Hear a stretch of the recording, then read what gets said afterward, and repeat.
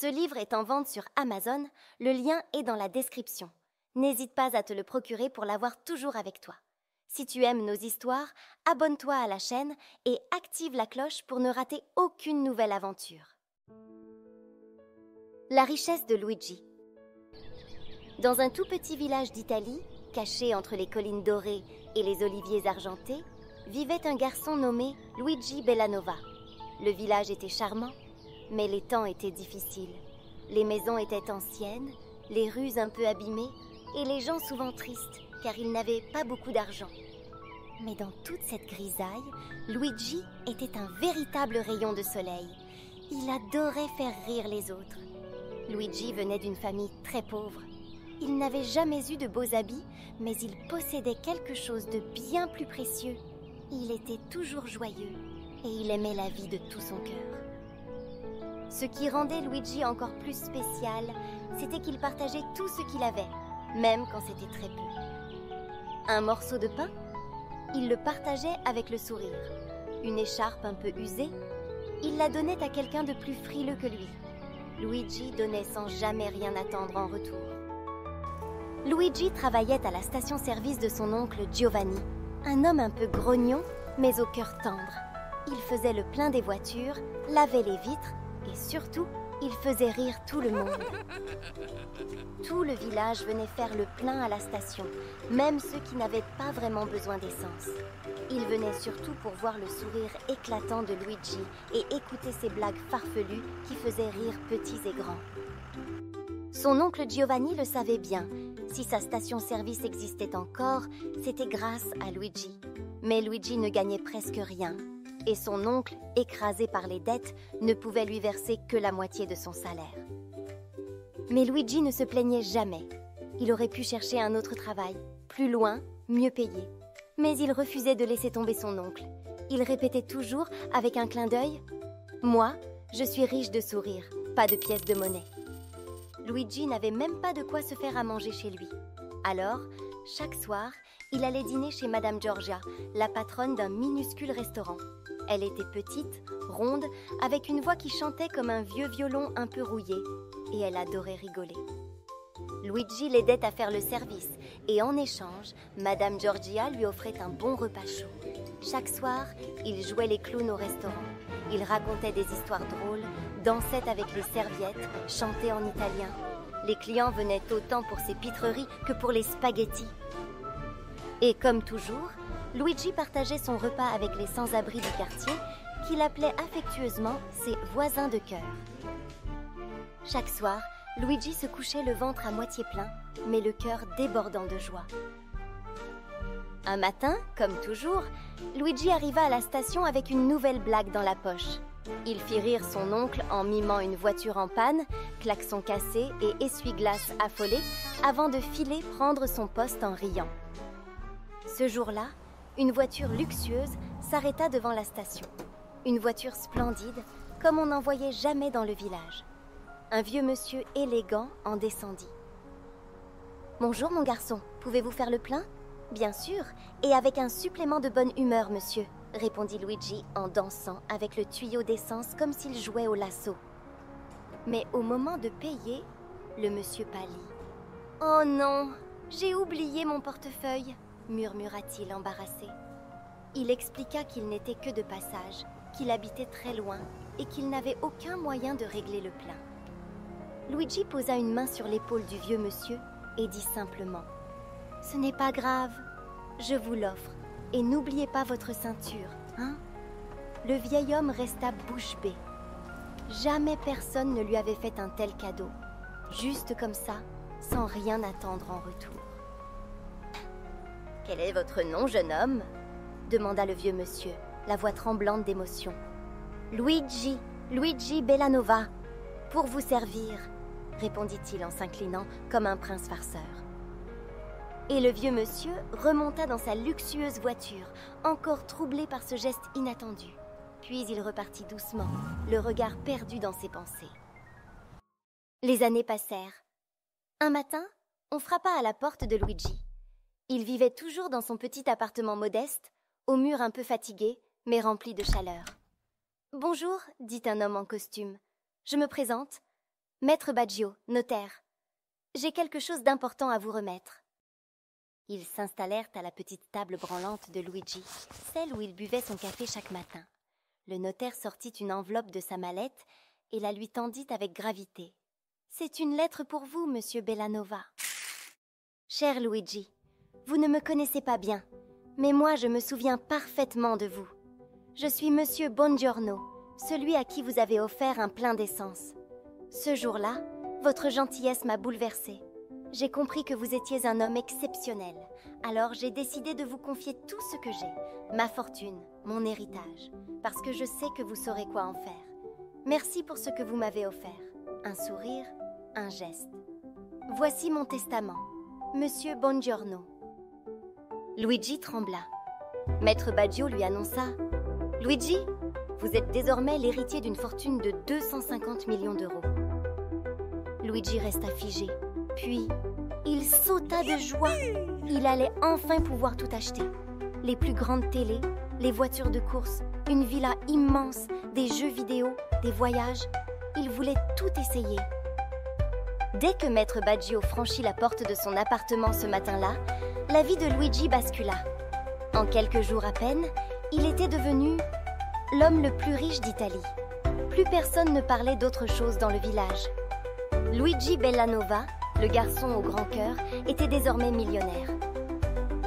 Il commença par acheter la plus grande maison qu'on ait jamais vue dans la région. Une villa gigantesque avec des fontaines en marbre, des escaliers en colimaçon, des chambres qui sentaient la lavande et le cuir neuf, des tapis si épais qu'on s'y enfonçait comme dans un nuage.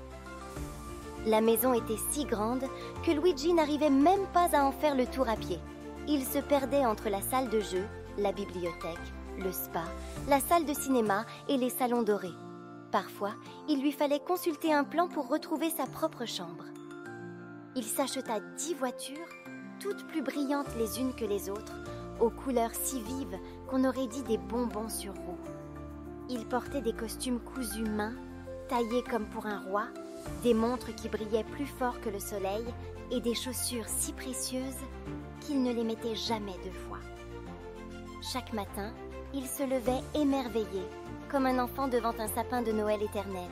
« Regardez-moi cette maison », disait-il à haute voix, même s'il était seul. « Regardez-moi ce magnifique bain à bulles qui chante. » Luigi ne se refusait rien et en voulait toujours plus. Il fréquentait les plus grands coiffeurs du pays, ceux qui traquaient le moindre cheveu blanc avec une précision d'orfèvre. Sans même s'en rendre compte, l'ancien Luigi s'effaçait peu à peu. Il adorait sillonner les rues au volant de ses puissantes voitures de luxe. Il prenait un plaisir non dissimulé à siroter une coupe de champagne dans son spa bouillonnant. Chaque soir, il se retirait dans sa salle de cinéma privée pour savourer un grand classique, un bol de pop-corn à la main.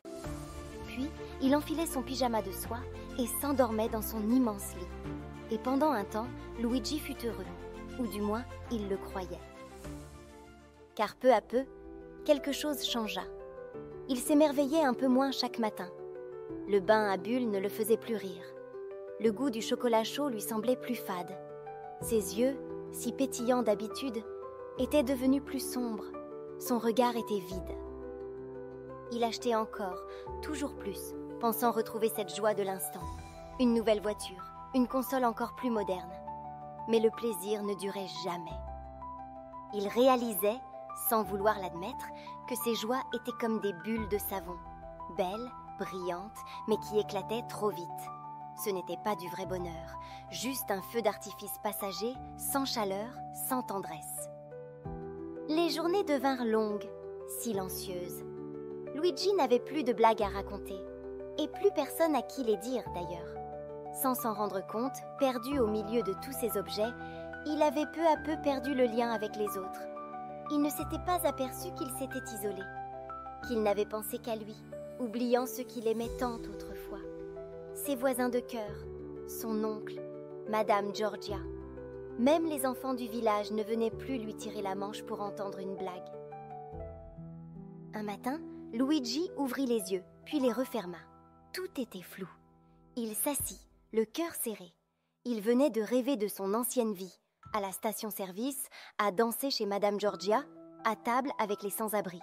Il était heureux à l'époque, pas grâce aux objets, mais grâce aux gens. Et sans s'en rendre compte, la tristesse avait pris leur place. Ce matin-là, Luigi comprit.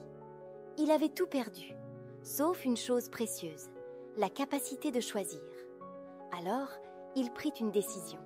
Il s'ébouriffa les cheveux comme avant, enfila sa vieille casquette, puis ses anciens vêtements, ceux qu'il portait quand il faisait encore rire les clients de la station-service. Un vieux pantalon un peu râpé, sa chemise trop large et ses fameuses bretelles marron. Et en enfilant ses habits oubliés, sans même s'en rendre compte, il remit aussi ce qu'il avait de plus précieux, son beau sourire, celui qu'il croyait avoir perdu. Il descendit l'escalier de marbre une dernière fois, traversa les longs couloirs dorés et jeta un dernier regard à sa gigantesque maison. Dans la rue, Luigi croisa un sans-abri qu'il avait souvent vu dormir non loin de son ancien quartier. Un visage familier, un regard fatigué. Sans un mot de plus, Luigi sortit les clés de sa luxueuse maison et les lui tendit avec un sourire sincère. « Mon ami, tu n'auras plus jamais froid. Prends ces clés. Cette maison, c'est la tienne maintenant. » Le sans-abri regarda Luigi, bouleversé. Puis, sans dire un mot, il le serra dans ses bras, les larmes aux yeux. C'était une étreinte simple, mais pleine de gratitude. Un merci silencieux, plus fort que tous les mots du monde. Luigi se rendit ensuite dans son ancien appartement, celui qu'il avait quitté quand il était devenu riche. Une famille pauvre y vivait désormais. Une maman, un papa, 2 enfants qui jouaient avec une boîte vide. Luigi se présenta, leur sourit. Il leur tendit un chèque d'une somme folle, pour acheter une maison, une vraie, avec une cuisine, des rires et un jardin pour courir. La famille s'effondra en larmes. « Soyez heureux », ajouta Luigi. Luigi récupéra son petit logement. Les meubles avaient changé, mais les murs sentaient encore un peu la joie d'avant. Ce soir-là, Luigi s'endormit dans un vieux lit, avec une couverture un peu râpeuse. Mais sur son visage, un sourire immense était revenu. Le lendemain matin, le soleil se leva comme toujours, inondant les ruelles du village de sa lumière dorée. Dans une petite maison un peu abîmée, la famille Ventura se réveillait. Les enfants, en pyjama troué, prenaient leur petit déjeuner autour d'une table bancale. Monsieur Ventura, comme chaque matin, alla vérifier la boîte aux lettres, en espérant qu'il n'y ait pas encore des factures. Mais ce matin, il y trouva une enveloppe marron. Il l'ouvrit et resta figé. Des larmes coulèrent sans un mot. Sa femme accourut.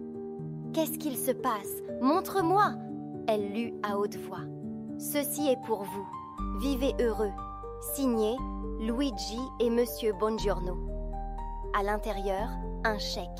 Un montant énorme, tellement grand qu'il n'aurait plus jamais à se soucier du lendemain.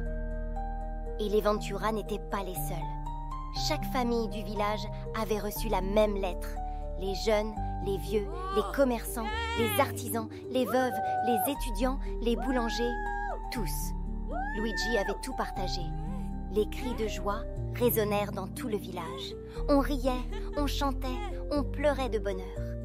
Luigi était là, à sa fenêtre, dans son petit appartement, regardant tout cela avec un sourire calme et profond. Luigi avait compris. Monsieur Bongiorno ne lui avait pas offert sa fortune pour qu'il devienne riche. Il lui avait offert la possibilité de faire le bien à grande échelle, de semer la lumière là où il n'y avait que de l'ombre. Et Luigi, avec son cœur immense, avait su comment transformer une malédiction dorée en un miracle d'amour. Il retourna travailler avec son oncle Giovanni à la station-service. Il raconta à nouveau ses blagues, lava les vitres avec enthousiasme, fit des acrobaties avec le tuyau d'essence. Il retourna aider Madame Georgia, servit les clients, dansa entre les tables, fit rire les enfants, les grands et même les vieux grincheux. Mais surtout, il retrouva ce qu'il croyait avoir perdu à jamais, son sourire, son rire et ce sentiment merveilleux d'être utile, aimé et libre. Et grâce à lui, le petit village d'Italie, autrefois triste et gris, était devenu un paradis de joie et de partage. Et chacun dans ce petit village transformé gardait au fond du cœur la précieuse leçon d'un vieux monsieur et d'un jeune homme au grand sourire. Le vrai bonheur ne se mesure pas à ce que l'on possède, mais à tout ce que l'on partage avec amour. Le vrai bonheur ne s'achète pas. Il se trouve dans un sourire, un geste, un partage. Même avec peu, tu peux donner beaucoup. Et si un jour tu as plus que les autres, n'oublie jamais d'aimer, d'aider et de faire sourire. Comme Luigi.